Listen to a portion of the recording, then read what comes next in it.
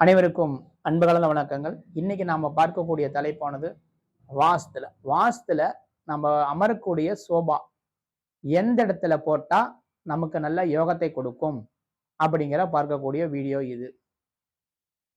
பொதுவாகவே பாத்தீங்கன்னா இன்னைக்கு நிறைய பேரு வீடு கட்டுறாங்க. வீடு கட்டி அவங்களுக்கு பிடிச்ச இடத்துல சோபா போடுறாங்க. அப்படி போடக்கூடாது.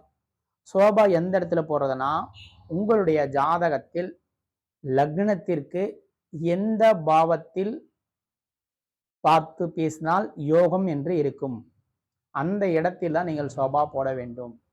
இப்போ ஒருத்தர் சிம்ம லக்னத்தில் பிறந்திருக்காரு என்றால், அவங்க சோபா மேற்கு பார்த்த மாதிரி உட்கார்ந்து பார்த்து பேசுற மாதிரி போட்டீங்கன்னா கண்டிப்பா அவங்க வீட்டுல சண்டையா இருக்கும். எந்த காரியத்தில் எடுத்தாலும் தடையேறதா இருக்கும். அடுத்தது ஒரு ரிஷப லக்னத்தில் பிறந்திருக்கிறார் என்றால், அந்த ரிஷப லக்னத்தில் பிறந்தவர்கள் கிழக்கு சைடு உட்காந்து பேசினாலே பிரச்சனை வரும். அப்போ உங்க ஜாதகத்தில் எந்த லக்னத்தில் பிறந்திருக்கிறார் என்று பாருங்கள்.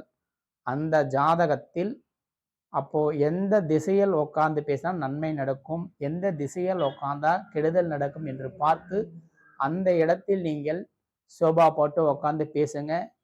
அப்பதான் ஒரு நல்ல முன்னேற்றம் வரும். எதிர் திசையில் போட்டு உட்காந்து என்றால் பிரச்சனைகள் தான் வரும். ஏன்னா நான் நிறைய பக்கம் வாஸ்து பார்க்க போறேன். அப்ப நான் உடனே கேட்பேன், ஐயா நீங்க என்ன லக்னத்தில் பிறந்திருக்கிறீங்க அப்படின்னு கேட்பேன்.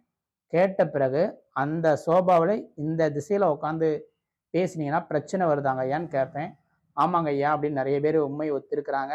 இப்போ மாற்றி போட்டுறது அப்புறமும் சொல்லியிருக்காங்க, நல்லா இருக்குதுங்க ஐயா அப்படின்னு. அந்த மாதிரி நீங்க உங்க லக்ன ரீதியா எந்த திசையில உட்காந்து பேசினா யோகா வரும், எந்த திசையில உட்காந்து கெடுபல் நடக்குன்னு என்று பார்த்துட்டு அதுக்கு தகுந்த மாதிரி நீங்க உங்க வீட்டில சோபா செட்டு போடுங்க, நன்றாகவே இருக்கும். சரிங்களா? நம்மளுடைய ஜாதகம் பார்க்கணும் மற்றும் வாஸ்து ஏதேனும் சந்தேகம் இருந்தால் டிஸ்கவரி பாக்ஸில் என்னுடைய செல் நம்பர் இருக்கு, அப்பாயின்மெண்ட் எடுத்து பார்த்துக்கொள்ளலாம். நன்றி, வணக்கம்.